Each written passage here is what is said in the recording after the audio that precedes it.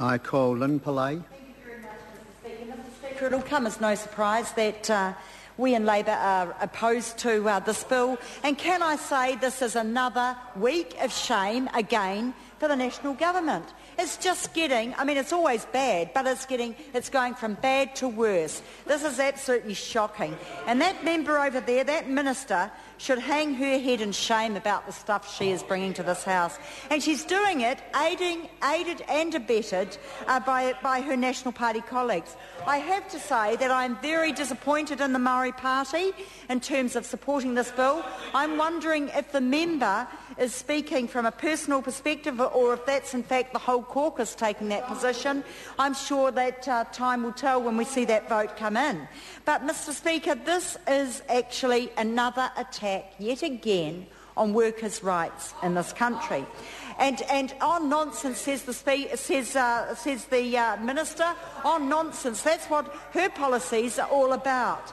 This is this is from somebody who has worked at the coalface, and I've worked twice at I can speak on this bill from two perspectives. One, from a union official, knowing and certainly acknowledging there is many good employers out there in New Zealand. But for employers who are not reasonable, this bill is going to be a big platter of another way to deal to their workers. And I can also speak, Mr. Speaker, as a former nurse, because I know from a health perspective this bill just does not make sense. So if we work on the basis that there are many good employers out there who will not utilise the provisions of this bill, and then we just work with the people or with the employers who will take this advantage, the ones that the CTU have talked about quite openly, the examples that they've given, if we focus on those employers, the bad employers, and how they will use these provisions against their workers and against actually the health of their workforce.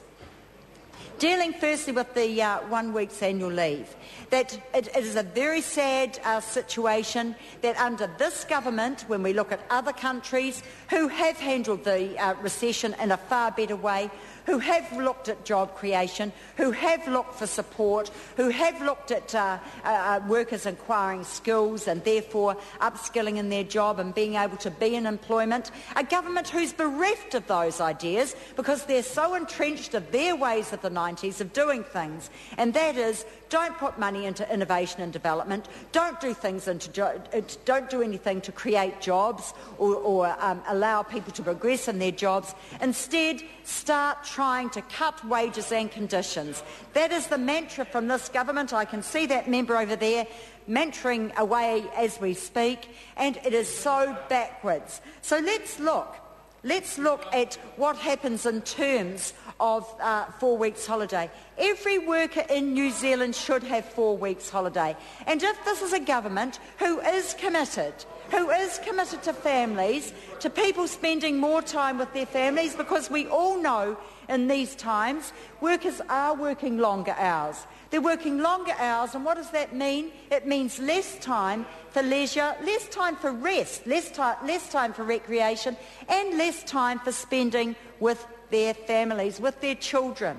And so what do we have? We have a situation where an employee who is perhaps in a difficult situation financially, instead of growing the wages, growing the economy and delivering fair wages and conditions, are going to be forced to sell that week's holiday. And we saw in the previous national government under Max Bradford, workers in exactly the same position. Only difference was it was 3 weeks holiday then, because Labor hadn't legislated for a 4th week's holiday. And I will point out that 4th week's holiday that was opposed strongly by the national government. So this is actually cutting down to 3 weeks by stealth for workers who are vulnerable or so lowly paid that they are unable to retain that 4th week.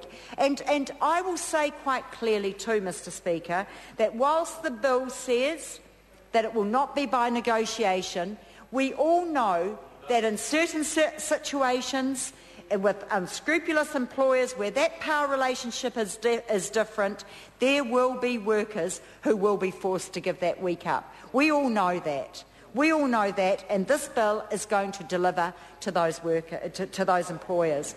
Now I want to move on into this ludicrous situation of demanding a sick certificate after only one day, or having the ability to do that. And what is so totally ridiculous about that? No reasonable grounds are required. This is again carte blanche from the National Party, just do as you want, employers. That it is a ludicrous thing to do. If we look at times of sickness, and I'm speaking from a nurse, if someone has the flu, if they have a dreadful, dreadful tummy bug, it is often impossible for them to get out of bed and to go to the doctor, for the doctor to say, yes, you are sick and you should stay home and rest. It may be that they don't have transport, so they not only have to, with the flu or a tummy bug or whatever, have to go to the doctor, they have to get on a bus or a train and go to the doctor. If their child is sick, what's going to happen? If they're using their sick leave to stay at home and care for their sick child, what are they expected to do? To bundle that child up, to take that child to the doctor, so that the doctor can say, yes, I confirm that you or your child is sick. It is absolutely ludicrous, and it is in a time where we know that relationships should be based on trust. What we're looking at with sick leave is that some employers, and again, there are many good ones, but some employers think it's just dreadful to lose that productivity for a day. We are talking, for most employees, an average of 5 days sick leave a year. Now, I've met workers who've gone for 30 years and have never had 1 day's sick leave. And I really applaud those workers. I think that is absolutely extraordinary. But for most people, we all know that, in fact, Tauhenere's chipping in there has already and has been able to have sick leave himself. And no one was more concerned than we were when he was away sick from work. But he was what? His pay certainly didn't get docked. He was entitled to have the sick leave that he was required to recuperate and come back to this Parliament in the good health that we see him today, and probably a few kilos lighter. And that's probably going to help his recuperation, and smoke-free. But there are many employers in New Zealand that do not have those rights, and there shouldn't be privileges, they should be rights. And for those workers, it is absolutely unacceptable that they are required to go to the doctor and have their illness confirmed, when it is actually detrimental to their health to get out of bed to go to the doctor. And in fact, the reality is, this is how ludicrous this silly government is, that if they go to the doctor and they're sick, the chances are the doctor will err on the side of caution and say, well, look, I can see very clearly you're sick, you've come out in the cold, you're looking really miserable, I'm going to give you a week off work. Now, they may not even need a week off work had they, and anyone who has any common sense, particularly if they've had a background in health, and how Jonathan Coleman hasn't stood up and taken a call and said this is silly. Anyone who has any common sense will tell you that if you have a minor illness, you don't need medication, you don't need to go to the doctor, you don't need to confirm you're sick, you don't need to go out in the cold, you need to stay in bed and rest.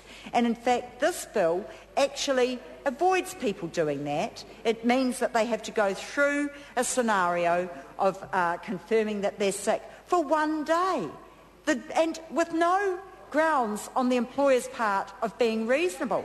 No reasonable grounds. No reasonable grounds whatsoever. So they may have an unblemished sick work record, and they might come down with the flu, they ring in sick, and they can be told, again, no redress, well, we require you to go to the doctor and get that confirmed. And if they don't get that confirmed, what happens then? Let me tell you what will happen, not you, Mr. Speaker, because I know that you, Mr. Speaker, will know. Let me tell the House what will happen then. Then they will be liable for disciplinary action because they haven't complied with what is required of them. This This bill, Mr Speaker, is an absolute ass. Sorry to interrupt the honourable member.